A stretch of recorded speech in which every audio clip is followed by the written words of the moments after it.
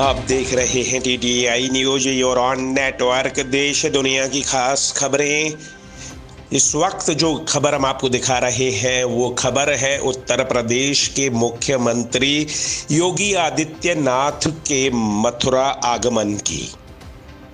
मथुरा के जिसमाट विधानसभा क्षेत्र में कल सपा और रालोद सुप्रीमो ने आकर हुंकार भरी थी, उसी विधानसभा क्षेत्र में आज योगी आदित्यनाथ सपा पर जमकर बरसे।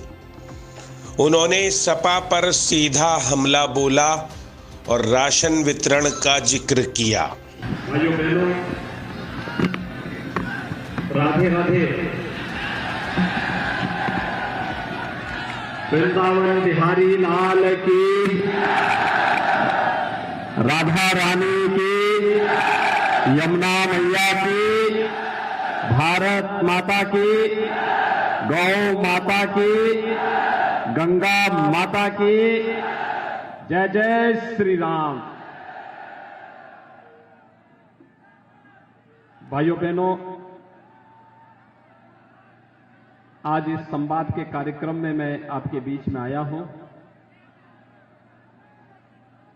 आज इस देश के लिए एक बहुत ही दुखद समाचार है। एक लंबे समय तक जिन्होंने अपनी मधुर आवाज से भारत के संगीत को वैश्विक मंच पर एक स्थान दिलाया,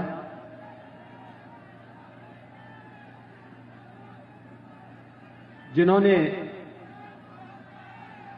भारत की संस्कृति और शास्त्रीय परंपरा का अनुपालन करते हुए अपना पूरा जीवन संस्कृति और संगीत के लिए समर्पित किया, ऐसे भारत रत्न लता मंगेशकर जी हमारे बीच में नहीं रही। हम भारी मन से उन्हें विनम्र श्रद्धांजलि अर्पित करते हैं। वृंदावन बिहारी लाल से ही प्रार्थना करते हैं कि वह भारत माता की इस महान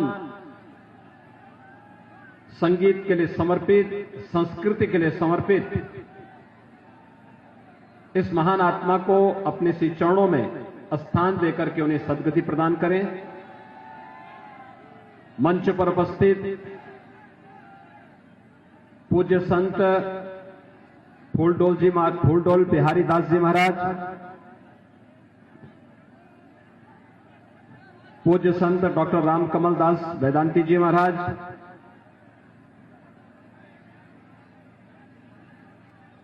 पूज्य स्वामी चित्त प्रकाशानंद जी महाराज, पूज्य संत महेशानंद जी महाराज,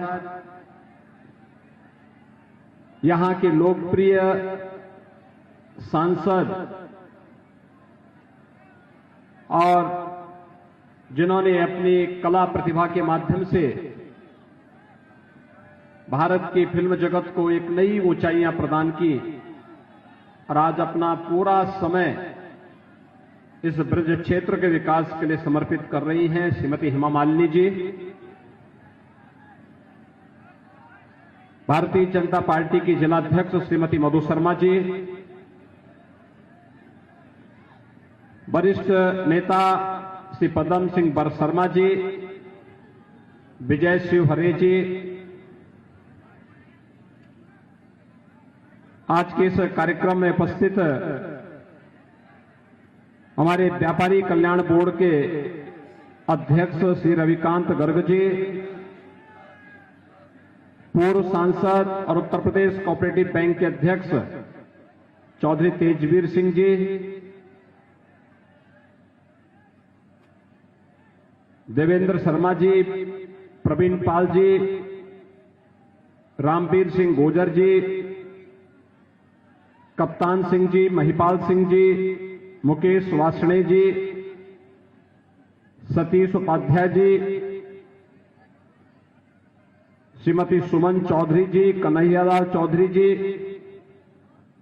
और भारतीय जनता पार्टी के लोकप्रिय प्रत्याशी श्री राजेश चौधरी जी और उपस्थित भाइयों बहनों,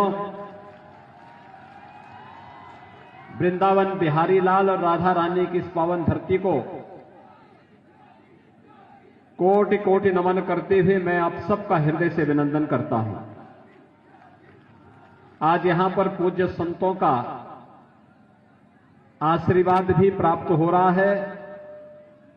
मैं अपने इन पूज्य संतों का भी इस संवाद के कार्यक्रम में हृदय से स्वागत करता हूं, उनका अभिनंदन करता हूं।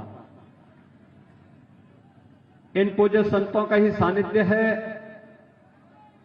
कि आज ये ब्रज क्षेत्र फिर से अपने पुरातन वैभव को प्राप्त करते हुए वैष्णव कुंभ के ऐतिहासिक आयोजन को करने में सफल रहा और इन्हीं के आशीर्वाद से गंगा मैया की तर्ज पर ही यमुना मैया भी अविरल और निर्मल होगी, इसमें कोई संदेह नहीं होना चाहिए। भाइयों बहनों, ब्रज क्षेत्र का विकास हम सबकी प्राथमिकता में है। आपने देखा होगा कि आज पिछले 5 वर्ष के अंदर प्रदेश में हर एक क्षेत्र में कुछ न कुछ बदलाव और परिवर्तन हर एक व्यक्ति को देखने को मिल रहा है और बदलाव की पहली शर्त होती है कानून का राज, सुरक्षा का एक बेहतर माहौल, बिना भेदभाव के हर एक व्यक्ति को सुरक्षा। 2012 से 17 के बीच की अगर हम चर्चा करते हैं तो भाइयों बहनों, 2012 में सबसे पहला दंगा समाजवादी पार्टी की सरकार के समय कहीं हुआ था तो इसी मथुरा की भूमि कोसी कला में पहला दंगा हुआ था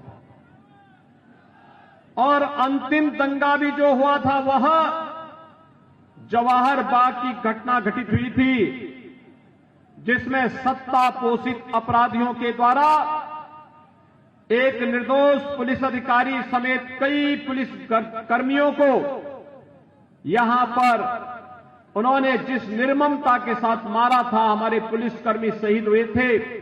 यह भी समाजवादी पार्टी के समय का वह विभत्स कांड था जिसमें समाजवादी पार्टी और उसके मुखिया को कहीं भी मुंह दिखाने लायक नहीं छोड़ा था। लेकिन चूंकि इन गुंडे अपराधियों को ये लोग प्रश्रय देते थे, इनके माध्यम से अपनी अवैध गतिविधियों का संचालन करते थे, इसलिए सरकार भी उस कालखंड में इन पेशेवर माफिया और अपराधियों के सामने दुम दबाकर के चुपचाप मौन बनी रहती थी। लेकिन पिछले 5 वर्षों के अंदर आपने देखा होगा, हम लोगों ने तो इसी धरती से सीखा है कि परित्राणाय साधुनाम विनाशाय च दुष्कृताम। ये भगवान कृष्ण ने यही तो उद्घोष किया था और उसी पर हम लोग भी विश्वास करते हैं। सज्जनों का संरक्षण होगा, लेकिन जो कानून के लिए खतरा बने हुए हैं उन पर हमारी पुलिस भी ऐसे टूटेगी कि उनको मौत की भीख मांगते मांगते गले में तख्ती लटकाना ही पड़ेगा। और प्रदेश के अंदर आज इस प्रकार का माहौल आपने देखा होगा। आज हर बेटी सुरक्षित है, आज हर बहन सुरक्षित है, आज हमारी माताएं सुरक्षित हैं, गौ माता भी सुरक्षित है। गंगा मैया फिर से अविरल और निर्मलता के साथ भव्य और दिव्य कुंभ का आयोजन कराती है और मां यमुना फिर से पुकार करके कह रहे हैं कि गंगा की तर्ज पर मैं भी अविरल और निर्मल रहूंगी, क्योंकि डबल इंजन की भारतीय जनता पार्टी की जो सरकार है।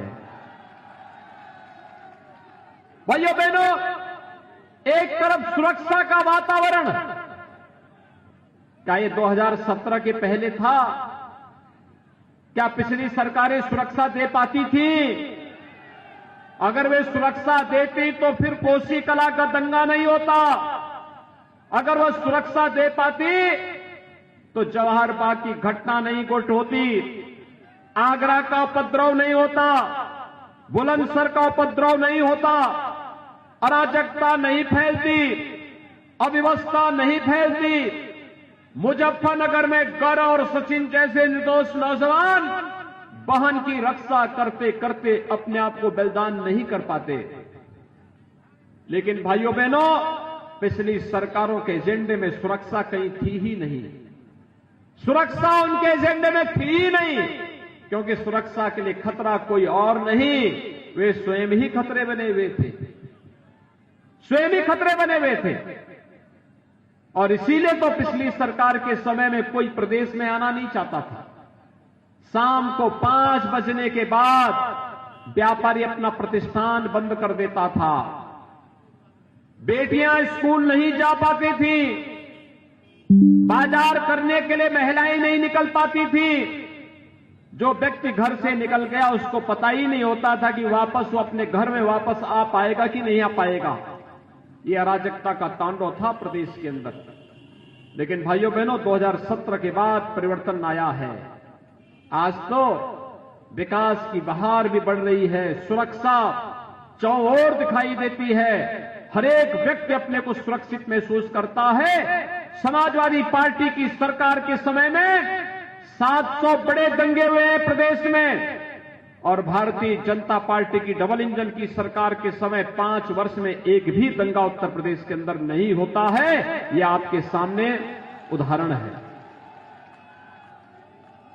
कुंभ का आयोजन करने का अवसर सपा को भी मिला, बसपा को भी मिला, भाजपा को भी मिला। समाजवादी पार्टी के समय में 2007 में कुंभ का आयोजन गंदगी और अराजकता का कारण बना था। 2013 में समाजवादी पार्टी की सरकार के समय कुंभ का आयोजन भगदड़, अव्यवस्था और गंदगी का कारक बन गया था। लेकिन 2019 में प्रयागराज का कुंभ भव्य कुंभ और दिव्य कुंभ के रूप में वैश्विक मंच पर छा गया। हमें अवसर मिला, हमने करके दिखा दिया। उन्हें अवसर मिला था, उन लोगों ने मौके से चूक गए। वे राम का विरोध करते थे, श्री कृष्ण का विरोध करते थे, हिंदू देवी देवताओं के प्रति अपमानजनक टिप्पणी करते थे। आज तो अयोध्या का भी विकास हो रहा है, काशी का भी विकास हो रहा है, और ब्रज क्षेत्र के विकास के लिए ब्रज तीर्थ विकास परिषद का गठन करके सरकार पहले ही अपनी मंशा को स्पष्ट कर चुकी है कि ब्रज क्षेत्र को कोई वंचित नहीं कर सकता। विकास के कार्यों के माध्यम से समग्र विकास की प्रक्रिया के साथ हम पूज्य संतों के सानिध्य में इसे आगे बढ़ा करके ही रहेंगे। सरकार उस दिशा में कार्य कर रही है। भाइयों बहनों, पिछले 5 साल में हमारी सरकार ने 700 से अधिक तीर्थों और मंदिरों का पुनरुद्धार का कार्य किया है। समाजवादी पार्टी की सरकार का कोई विकास आपको नहीं दिखाई देता है। उनका एक ही विकास दिखाई देता है, उनका विकास कब्रिस्तान की बाउंड्री वाल तक है।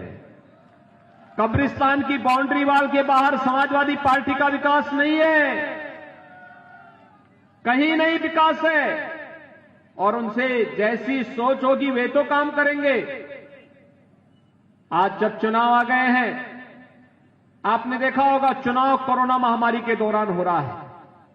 ये कोरोना महामारी दुनिया के अंदर फैली है, लेकिन भारत के अंदर प्रधानमंत्री मोदी जी के नेतृत्व में कोविड प्रबंधन का कार्य जिस कुशलता के साथ आगे बढ़ा है, जीवन भी बचाना है, जीविका को भी बचाना है, हर एक व्यक्ति का ख्याल रखना है, और एक कार्यक्रम जिस कुशलता के साथ आगे बढ़ा है, फ्री में टेस्ट, फ्री में उपचार, फ्री में वैक्सीन।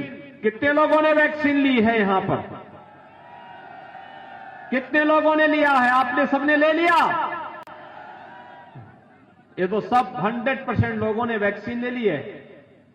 और मैं मानता हूं मथुरा के भी सभी 100% लोगों ने पहली डोज तो ले ही ली है, ले ली है ना, और दूसरी डोज भी लगभग 72% लोगों ने ले ली है। तो ये वैक्सीन का विरोध करने वाले लोग कहां जाएंगे अब? जो लोग कहते थे ये वैक्सीन मोदी वैक्सीन है, जो ये लोग कहते थे कि ये वैक्सीन भाजपा वैक्सीन है, जो भाजपा वैक्सीन और मोदी वैक्सीन ही जनता जनार्दन की जान को बचा रही है, तो भाइयों बहनों वोट भी तो वहीं जाएगा जो बचाएगा। आप मानते हैं ना? आप मानते हैं? तो जो लोग वैक्सीन का विरोध कर रहे थे उनके मुंह पे तमाचा मारेंगे, बताएंगे। और सपा की सरकार में लोग भूख से मरते थे, यहां तो डबल इंजन की सरकार है, डबल डोज राशन की मिल रही कि नहीं मिल रही है? मिल रहा है ना? ये जो विकास है, ये जो राशन है, ये जो दवा का पैसा है, ये पहले भी थी सरकारें दे सकती थी, लेकिन पहले का पैसा भाइयों बहनों ये इत्र वाले मित्र के घर में चला जाता था।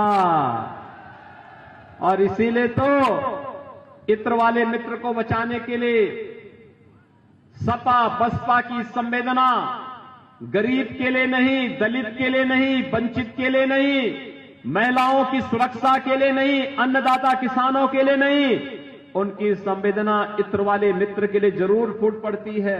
कहते हैं क्यों बुलडोजर चला रहे हैं? हमने कहा देखो बुलडोजर और विकास एक साथ चलेगा, एक हाथ से विकास होगा और दूसरी तरफ जिन्होंने गरीबों का पैसा लूटा है, विकास का पैसा लूट करके मां लक्ष्मी को आरसीसी की दीवारों में कैद करके रखा है, वहां पर हमारा बुलडोजर स्वयं जाएगा और बुलडोजर दीवारों को तोड़ करके मां लक्ष्मी को फिर से सबकी ऐश्वर्य और खुशहाली के लिए एक बार फिर से प्रदेश के अंदर और देश के अंदर लाने का कार्य करेगा। आज विकास हो रहा है ना, ये विकास ये वही पैसा है जो पिछली सरकार के समय लूट करके तिजोरियों में बंद कर दिया जाता था। अन्नदाता किसान को कुछ नहीं मिलता था, न उपज का दाम, न गन्ना किसानों को गन्ना मूल्य का भुगतान ही हो पाता था, न वृद्धजनों को पेंशन मिलती थी, न विधवा महिलाओं को पेंशन, न दिव्यांगजनों को पेंशन। ये तो पेंशन की राशि थी, छोटी राशि थी, सपा सरकार ने बंद कर दी थी। इस राशि को उन्होंने समाजवादी पार्टी के पदाधिकारियों को बंदर बांट कर दिया था।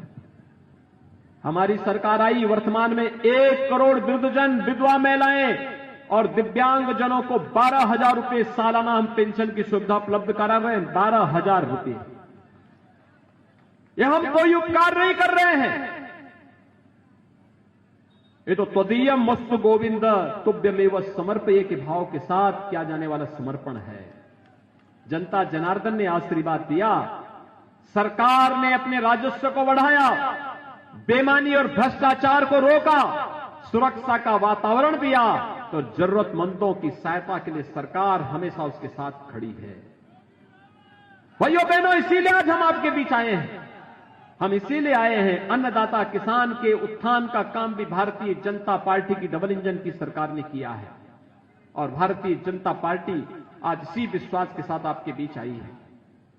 ये जो राजेश चौधरी यहां से आज भारतीय जनता पार्टी के प्रत्याशी बने हैं ना, आज से नहीं भाइयों बहनों, पिछले 30 वर्षों से, 35 वर्षों से भारतीय जनता पार्टी के कार्यकर्ता हैं।